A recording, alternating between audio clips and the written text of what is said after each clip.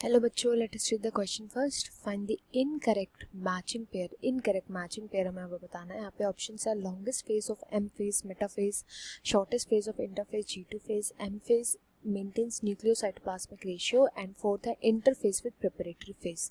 तो यहाँ पे जो मेन की कॉन्सेप्ट हम यूज करेंगे इन्हें सॉल्व करने के लिए, बहुत ही ईजी क्वेश्चन है, वो होगा एम फेज एंड इंटरफेस की study. M phase and interphase, अब ये होते क्या हैं इनको साथ साथ समझेंगे अलॉन्ग विद द ऑप्शंस. सबसे पहले बोला गया longest phase of M phase जो होता है वो मेटाफेज होता है, तो ये इनकरेक्ट हो जाएगा. पहला ही हमें आंसर मिल गया, इनकरेक्ट है फर्स्ट ऑप्शन. कैसे? जो लॉन्गेस्ट फेज होता है एम फेज का वो होता है प्रोफेज. प्रोफेज होता है लॉन्गेस्ट. ये लॉन्गेस्ट क्यों होता है? क्योंकि यहाँ पे कई सारी प्रिपरेशंस जो होती है वो देखने को मिलती हैं.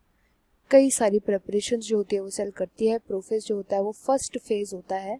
जो एम फेज होता है मेटोटिक फेज होता है, उसका फर्स्ट फेज होता है प्रोफेज. यहाँ पे कई सारी प्रिपरेशंस होती है, जैसे यहाँ पे न्यूक्लियोलस का डिसअपियर होना, न्यूक्लियोलस डिसअपियर कर जाता है, क्रोमोसोम विजिबल होने लगते हैं, स्पिंडल फाइबर का जनरेशन जो हो जाता है वो स्टार्ट हो जाता है, एटसेट्रा. तो काफ़ी सारी इधर प्रिपरेशन जो होती हैं वो देखने को मिलती है, इसलिए प्रोफेज लॉन्गेस्ट होता है ना कि मेटाफेज. तो ये इनकरेक्ट है.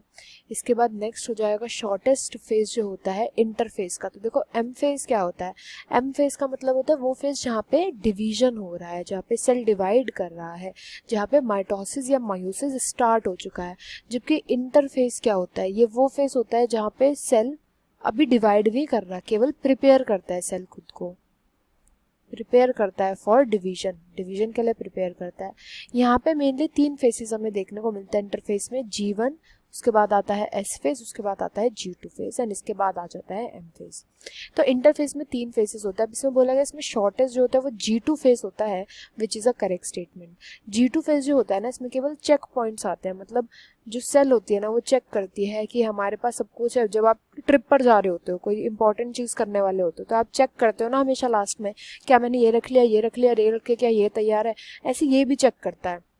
इंटरफेस का जो G2 फेज होता है इसमें बहुत सारे चेक पॉइंट्स आते हैं. क्या सेल ने ढंग से डिवीजन कर दिया डीएनए का, क्या हमारे पास सारे एंजाइम्स प्रेजेंट है, सब चीज़ें प्रेजेंट है. तो ये बहुत इंपॉर्टेंट फेज भी होता है क्योंकि इधर केवल चेक करना होता है, तो जल्दी जल्दी जल्दी जल्दी सारा काम भी हो जाता है. तो G2 चेक फेज होता है, ये भी करेक्ट बात बोली गई है. इसके बाद थर्ड बोला गया कि एम फेज जो होता है वो न्यूक्लियोसाइटोप्लाज्मिक रेशियो को मेंटेन करता है. ये क्या होता है इसको समझते हैं. तो देखो एम फेज क्या होता है, मैंने अभी बताया कि इसमें डिवीजन चल रहा होता है, इसमें जो सेल होती है वो डिवाइड कर रही होती है. इससे पहले इंटरफेज के एस फेज में डीएनए का जो कंटेंट होता है, डीएनए का कंटेंट ये डबल हो जाता है. क्यों? क्योंकि दूसरी डॉटर सेल को भी तो मिलना है ना डीएनए. तो अगर डीएनए उतने का उतना ही रहेगा तो ऐसे तो डीएनए हाफ हो जाएगा. इसलिए यहाँ पे डीएनए के कंटेंट को डबल होना पड़ता है ताकि एंड ऑफ द साइकिल में जो डीएनए है वो मेंटेन रहे, डीएनए का जो अमाउंट है वो मेंटेन रहे. तो डीएनए का केवल कंटेंट, नंबर नहीं, केवल और केवल कंटेंट जो होता है वो डबल हो जाता है.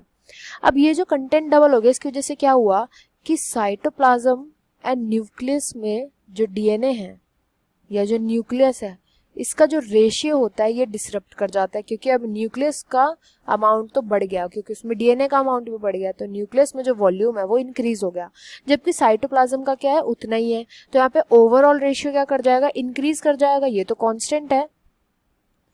न्यूक्लियस का अगर इंक्रीज कर गया थोड़ा सा अमाउंट तो रेशियो इंक्रीज कर जाएगा, जबकि रेशियो मेंटेन्ड होना बहुत इंपॉर्टेंट होता है.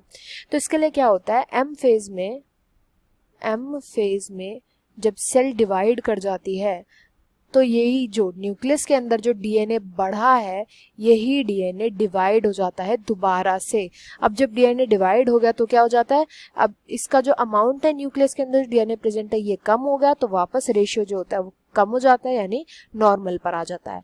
तो इस न्यूक्लियोसाइटोप्लाज्मिक रेशियो को इसलिए मेंटेन करके रखता है एम फेज. अगर एम फेज ना होता तो क्या होता, वो रेशियो इंक्रीज्ड रहता, उसकी वजह से क्या होता था, डिसबैलेंस आ गया. तो इसलिए यहाँ पे जो ऑप्शन 3 बोला गया है ये थर्ड ऑप्शन एक करेक्ट मैच है. लास्ट में बोला गया है कि फोर्थ जो है that is interface preparatory phase होता है. मैंने आपको बता दिया था कि यहाँ पे सेल जो होती है केवल प्रिपरेशन करती है इंटरफेस के अंदर, यहाँ पे कोई डिवीजन नहीं होता. इनकरेक्ट मैच यहाँ पे ऑप्शन 1 हो जाएगा. I hope you understood well. Best of luck and thank you.